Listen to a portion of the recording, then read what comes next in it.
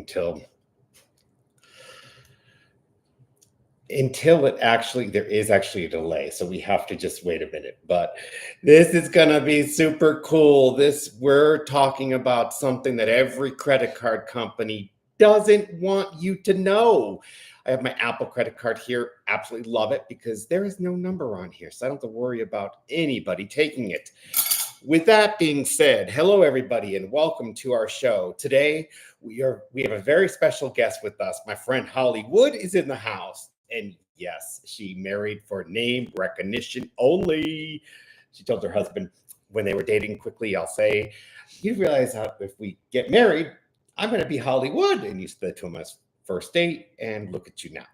So we are going to be talking with Hollie, who is an expert. And I just want to say thank you for joining us. And let's dive right in. Thanks. The first question I have for you, for those who might not be familiar with the term, can you explain exactly what travel hacking is and how it can benefit everybody? Yeah. So we're actually not supposed to call it travel hacking, but I still do. I still do because it really is.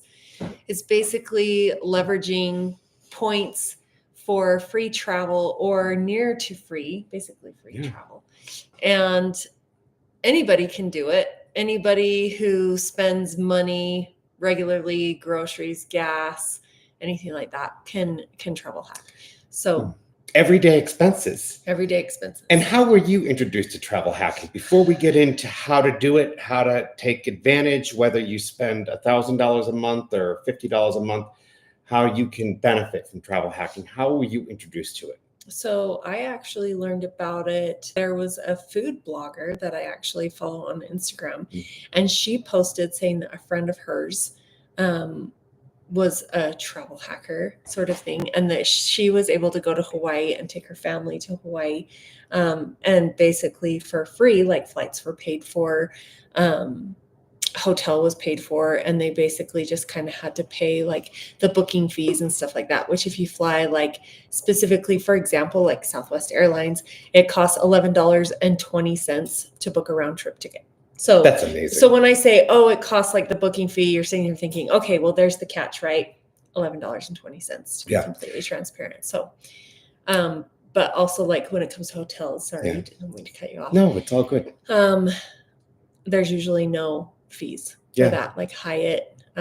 There's a really awesome Hyatt in Maui, for example, in Lahaina, and they have great rates for points per night. And anyway, so like for myself, for example, you and a friend got me out here for like $5.30.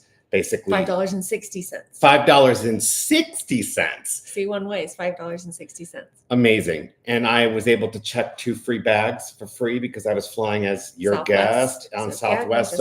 We're going to dive into all of this. So the second question, how do credit card rewards play a significant role in travel manipulation, or whatever you want to call it? Right. And can you elaborate on the types of rewards and bonuses that are most valuable and how one can strategically use them to maximize travel benefits?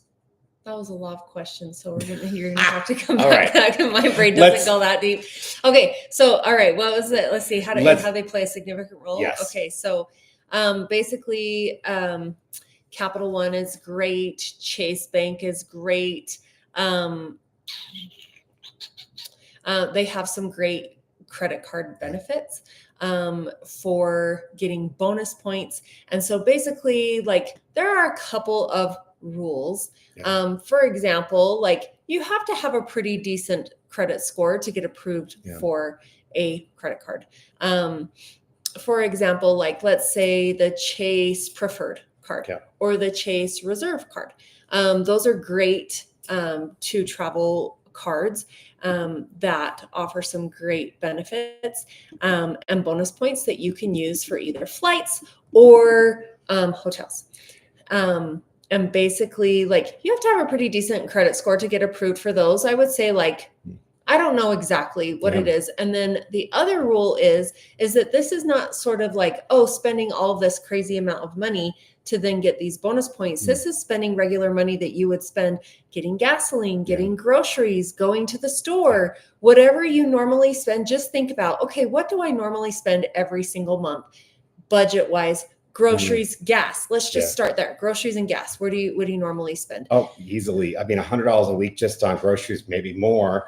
And then gas, I would say probably $30 a week. Okay. And so there's what, 400, 500 bucks a month. Yeah. Right. Easily. So, there's usually like a minimum spend to get a specific amount of bonus points on your credit cards. And so, you just spend what you normally are spending, and that way you're paying that off every month. So you're not going into any debt. That is the rule number one. There is no debt. You do not carry a balance on these credit cards from month to month because the interest rate is insanely ridiculous. And that's what they bank on. Yes, is that you're going to keep a balance and then pay 22 to 25% interest every month, which is a big no-no. So let's go into this further. There are benefits, like you're going to have links that we're going to post in the description where you can get different ones. And unfortunately, I have to update those every couple of months because they change. Right. Yeah. They have different offers. They have different bonus offers. Sometimes they'll have really expanded, huge bonus offers like American Express. They will offer, like 150,000 points if you spend like 15,000 in 6 months or, something like that. Yeah. But you hear that number and you're like, oh my gosh, I would never spend that amount. That's a high one, right? Like if you spend like $1,000 in 30 days, that's more reasonable, right? Yeah. That's going to get you some free flights on Southwest. 3,000 in 4 months or something like that, then, and they also have different benefits. Like Southwest, for example, will have like, get a companion pass. And so if I were to get a companion pass, which I do, and it lasts like that specific year and the year after, then I can have anybody fly with me for free. I just have to pay that booking fee of $5.60 per, which way. So if I were to have Dennis as my travel companion, then I can, wherever I fly, then I just attach him and I pay that $5.60 and he flies with me for free. So now there's other benefits, like you get like a couple $100 sometimes in Uber credit or DoorDash. You just have to know how to use that. Yeah. So one of the people will say, oh, is there an annual fee on a card? Yeah. And it like annual fees actually end up working out to our advantage because like, let's say Capital One Venture X, for example, has a $400 annual fee. $400. What the heck is that going to pay for? Well, you're going to get $300 in travel credit, which if you're already traveling, that is going to pay for things like Uber, anything that it would ring up as travel. Yeah. So like Uber, Lyft, booking fees, right? Like the $11.20 that I talked about, checking luggage. If you're flying on an airline that you have to pay for luggage. So anything that would run up as travel, then that $300 in travel credit, car rental, whatever, like you're going to be spending that anyways. Yeah. Anyways, that you're getting something for it. So Hollie mastered this, and I saw her do this quite a few years now. And I finally said to her, how are you traveling so much? And she's like, I pay nothing sometimes. And that's just amazing that you get to fly everywhere and experience this. Could you tell us the difference between hotel reward points and airline reward points? Yeah. So things like, basically any credit card that has bonus, like big bonus or whatever, you can use that for hotels, car rental, or flights. Yeah. So Chase, for example, some credit cards through Chase, you can use that and book directly through Chase's portal or website. Okay. Yeah. Or you can transfer those points, which there is a little key there, that you can transfer those points to a hotel like Hyatt is an amazing one. Or Southwest, Delta, United, American Airlines, you can pretty much transfer them. And yes, international. I did see Karen ask a question, does this work for Europe? Yes, it works international. It works for Europe. It works for basically anywhere in the world. So you can transfer those points. If it's not a specific card, like Southwest card, obviously Southwest card goes for Southwest flights. So if you have like a Chase card, then that would go for any flights, Delta, and Delta does go international.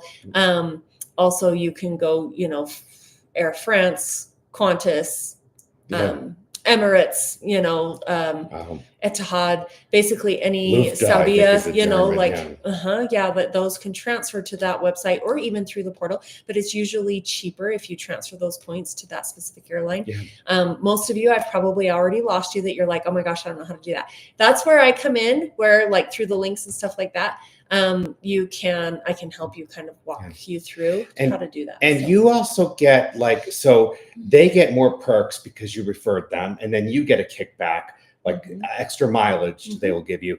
Enhancing your travel experience sounds like a fantastic idea. Are there other strategies that travel hackers use beyond credit card reward or loyalty program? Maybe lesser known tips that can help travelers save? Like loyalty. So like you can get status with, hotels like Hyatt, hotels like Marriott. When you've got statuses like the higher up statuses, if you are constantly, using your points for those hotels, you get status with those hotels. So then like for Marriott, for example, you might be able to get a 4:00 checkout for free. And that's your late checkout versus like noon or 11, which is fantastic if you're leaving the next day and your flight isn't until later. You also get like lounge, access, VIP lounge in the Marriott, which I super, super love. And or like in airports, you get the VIP lounges and they have free meals. Like Capital One that I use very often is Capital One Venture X, and there is a fantastic Capital One lounge in Denver Airport. And so usually if I'm flying anywhere back east, if I'm not flying a direct flight, Southwest, for example, I fly Southwest a lot, I'll make sure to have my layover in Denver so that I can go and chill in the Capital One lounge in the Denver Airport before I catch the second leg for my flight to New York or Florida or wherever it is that I'm going. So what advice would you have for travelers on finding the best redemption or redemption options for making sure they are getting the most out of their rewards? You can't really like screw it up. Yes, Sandy, the Capital One Venture X is your next card. I said she's cut off. I know, right? What was the question again? I'm sorry. What advice? Yeah. Okay. So it just kind of depends. Like if you look at Chase travel cards, like I said, like the preferred or the reserved, the preferred or the reserve, you just want to see like, what are they having? What are their specials for that month? If you're wanting more local flights or national flights within the US, then Southwest is always a great one to go after. They did change a lot of things that are going to be changing, I believe, the end of next month, May 28th. And there's a lot of us who, while we are grateful that you still get, your travel companion pass, they are making a few changes because they are. And we don't super love that, but I'm not a huge heavy influencer. And so I'll tell you the truth, how I really feel about it. We don't love it. We don't love it. A lot of, so Southwest, if you're watching, you have several unhappy customers, i.e. Holly, and I know Sandy is not happy about this. And what it is they don't allow you to check two free large their two free check bags are going away. And so if you do carry one of their cards, you do get one free check bag. The other thing that they're taking away, which was actually quite unique to Southwest, was the open seating. So you could choose whatever seat you wanted to sit in. You're like cattle being herded in. Like you didn't have to like pay extra for a seat. And now that's what they're changing to. Like they'll have different seat sizes. Like first, up front is more expensive, or what I love is the exit row. I love exit row because it has extra seating as far as like leg room and stuff like that. But they're taking that away, and stuff like that is going to be extra, which I don't like it. So this is all I don't like it, and I don't appreciate it. So, you never know who will see this. Our Costco video that we did has thousands of views, and actually Costco has even seen it, about the olive oil. Okay, so Holly, this is all fascinating. So for beginners who are interested in getting started with travel hacking, what initial steps could someone take? Well, you could reach out to somebody like Dennis, or you could reach out to somebody like me. And There's also some great influencers on Instagram that I follow. Let's Travel Talk is amazing. Her name's Annie. She's out of Arizona, and she does such an awesome job on sharing tips and tricks on how to travel hack. And there's quite a few others. But this brings up something else. When my flight was canceled one time, you knew the exact rules that they will get away with not treating you accordingly. They'll say, okay, see you later. We'll see you when your flight takes off tomorrow, hopefully. And you know all these rules. Yeah. I'm trying to remember the girl's name. Erica something. It's all yeah, good. she has is a great one on Instagram to follow, and she gives you all the tips and tricks of like if a flight is canceled, if you're bumped, if it's delayed, and things like that, and what the airline will owe you for that. And they don't offer this readily. So like you have to ask for it, which is pretty ridiculous that you've got to do that. You got to chase down what you are entitled and owed to. So another one tip that I love, and more people are catching on about this, is like Delta, for example. As soon as you pull up to the gate and they turn off the seatbelt sign to where you can get up and leave and go, deplane or whatever, you set your timer for 20 minutes because they have a 20-minute guarantee that your luggage will be out and spinning to pick up your luggage. And so if they do not have your luggage out in 20 minutes, then you can go straight into the Delta office right there off of the baggage claim,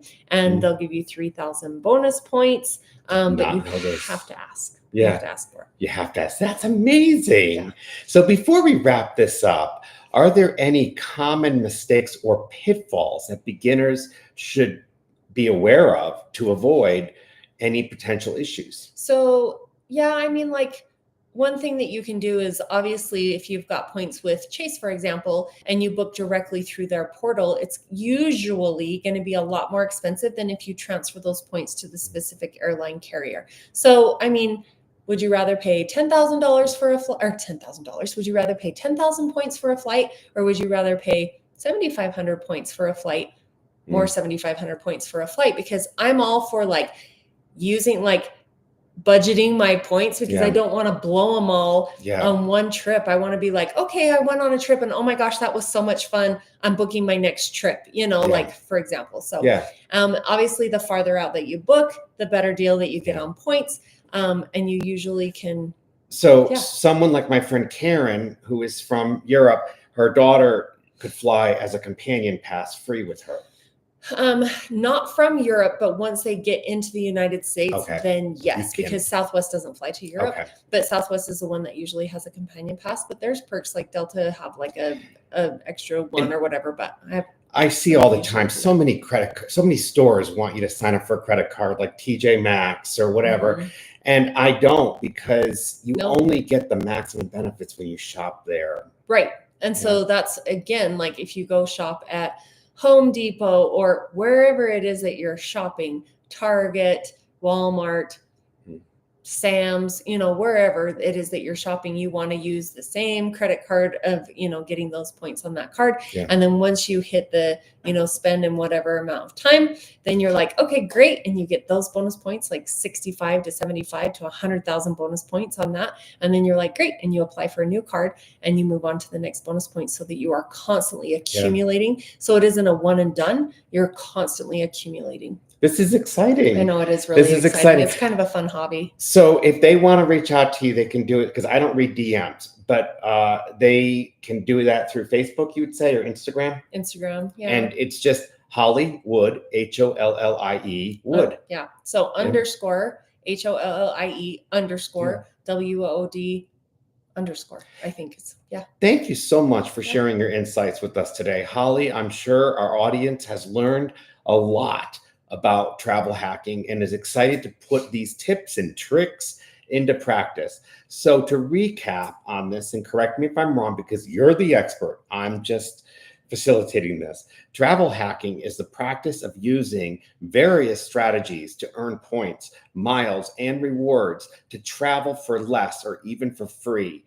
This involves leveraging credit card rewards, loyalty programs, and other opportunities to maximize travel benefits. And quote, I want to say, do not get into credit card debt, because paying those absorbent 20 something percent fees, it will wipe it all out. Yep. It basically cancels it out. So, Yeah. yep. And if you're just tuning in, please start this from the beginning, share it on social media, and let's keep hacking and having fun together. I hate to use that word. What are other terms that they would use?